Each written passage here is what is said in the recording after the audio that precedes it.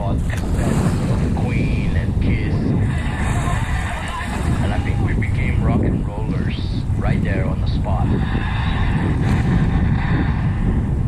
In the 1980s in Brazil, it was the beginning of democratization, and there was a lot of upheaval in the country, along with an economic crisis.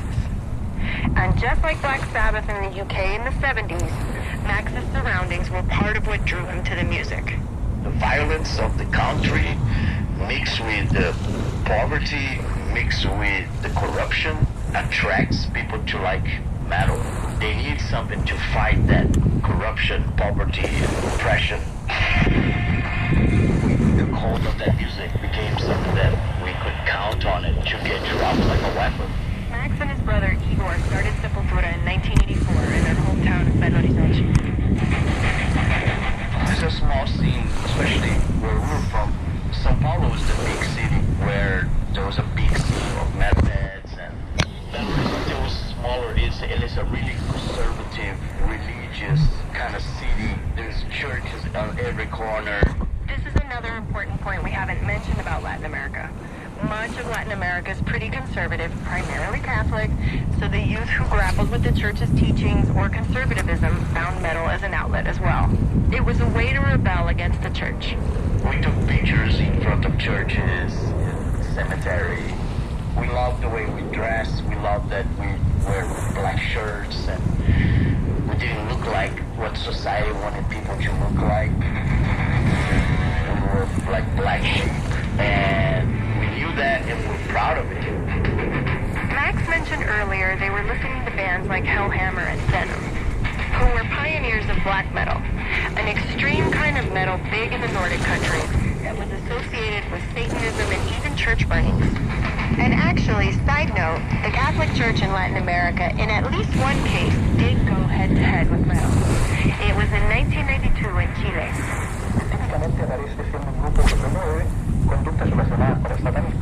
They put pressure on the government to ban the group from performing, claiming their music was satanic, so the show got canceled. They actually canceled the show? Yup. And that, my friends, is the power of the Catholic Church in Latin America. And Iron Maiden is way less extreme than these bands that we were just talking about. What the church didn't understand is that a lot of metal fans weren't real Satanists. A lot of people just think all the dark imagery is cool. We went to it was this kind of graveyard, and we found a grave that was open, and there was a bunch of skulls in it, and so we stole one of the skulls, and then we were walking home, and we had the skull in our backpack, and I told my friend, I cannot bring that skull home, my mom will kill me. Conservative or not, I'm pretty sure my mom would kill me too if I came home with a skull. Very rock and roll. So, how did Sepultura become the most famous metal band?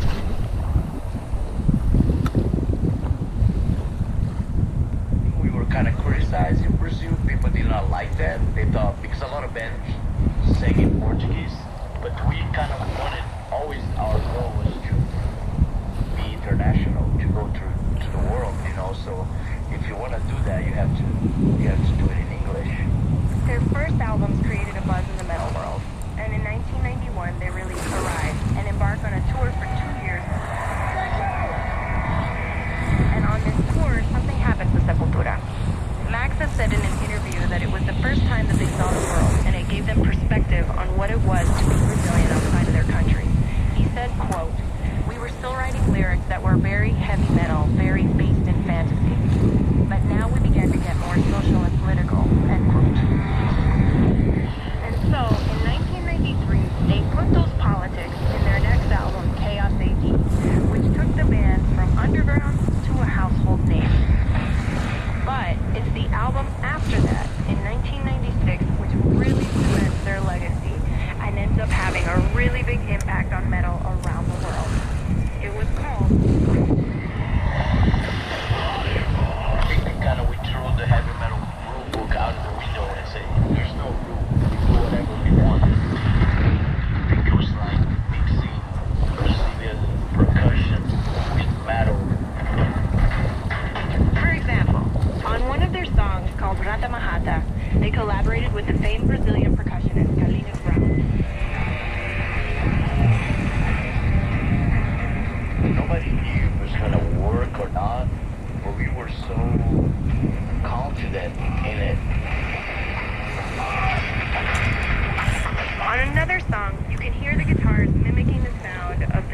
Brazilian instrument, the berimbau. You know the berimbau? It doesn't sound like a little dog yelping. No, that's the cuica. This is the berimbau. And here's Roots.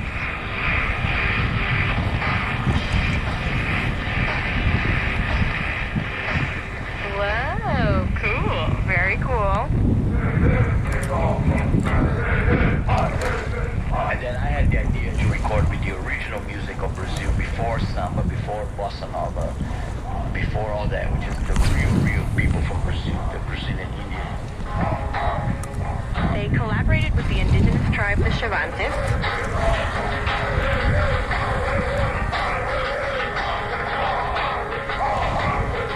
The Sepultura, it was a way to embrace what Brazil had to offer.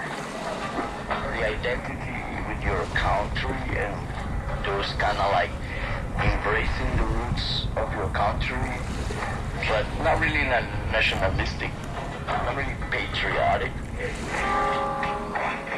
Brazil is full of bad stuff. There's like corruption, poverty, and crime, and so we kind of like look to the other side of Brazil, the things that we were proud of it, and that's the music side, with the percussion, the beauty of it. So I think this is why this record became so important, to like letting other nations, other people embrace their own roots, and it worked. We found out that album was really well received all over the world, especially countries like France. They really loved the record right away. Not only France, but across the globe, the impact of Roots was felt. The album dropped in March of 1996 and it is certified gold status both in the US and the UK. The band became a sensation. Here's Dave Grohl of the Foo Fighters randomly bringing up his love of Sepultura on James Corden. But you know what's crazy? One of my favorite heavy metal bands of all time is from Brazil. Really? This band called Sepultura. Wow, listen to the people cheering. One of the crazy things they did, they made this album called Roots. And it's like, Roots. But they incorporated crazy Brazilian instrumentation into like the heaviest music you've ever heard in your life.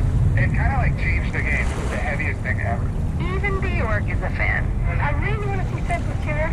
I still haven't seen them. And Rodrigo from the guitar duo we heard earlier has this take. To me, Sepultura set the bar. I think the fact that they came from Brazil made them even more powerful. And that blend of tribal elements, they went so well with metal. And that sound becomes a staple of what's known as nu metal. Nu metal is a subgenre that took over the 90s. It's a mix of rap and heavy metal with lots of rhythmic breakdowns. Names like Linkin Park and Korn.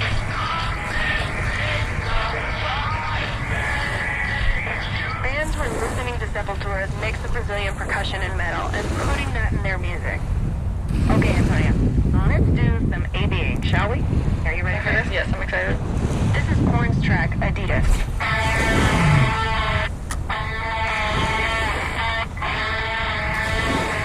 And now listen to Sepultura.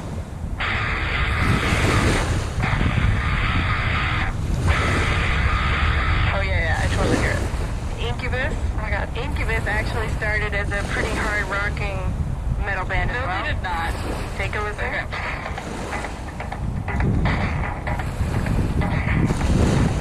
That's Incubus. This is...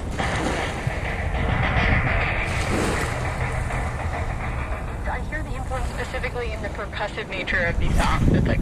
Yeah. In Latin America, they influenced bands like Animal from Argentina, Criminal from Chile,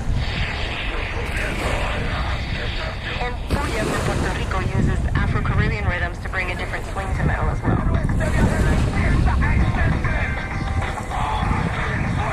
Sepultura gave Latin America a sense of pride, like, okay, they can do it, so we can too.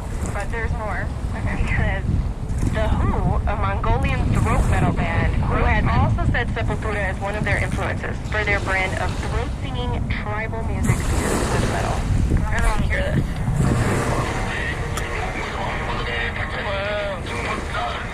Oh, I totally hear it. The original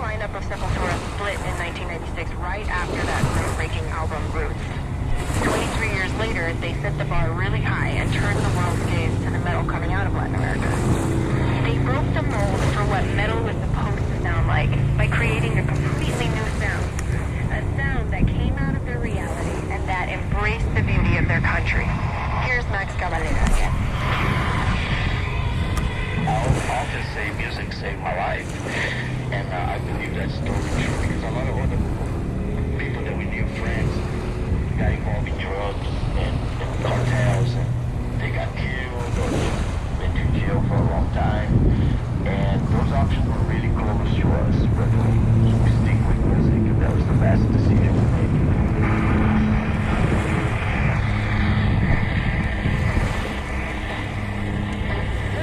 After breaking down metal, have you come around on this music? Are you going to be a metalhead from now on? That's a big no. Okay. I still do not share a love of metal, but I do understand it a little more. And my biggest takeaway is how metal can really unite people, no matter what your background is. It kind of gives people the freedom to be angry. I mean, everybody deserves to be angry every now and then. And if you look at the numbers, according to the Encyclopedia Metallum, Our favorite Encyclopedia Metallum. there are over 100,000 metal bands in existence across the globe. Honestly, after hearing the story, I'm not surprised. Right. Metal is everywhere. Metal is everywhere. Everybody. Metal is the true world music. World music.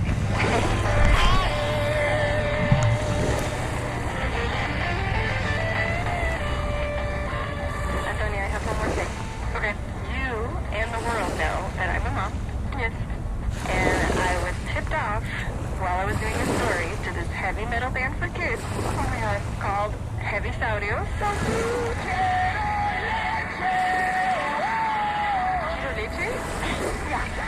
It's a bunch of dinosaurs who sing about important things like wanting and such. And so now you and your kids can bond over heavy metal. Hell yeah. Our thanks to Antonia Cerejido and Jimmy Montalvo for bringing us that story. Coming up on Latino USA, more heavy metal. But this time on acoustic guitars with Rodrigo y Gabriela. Stay with us.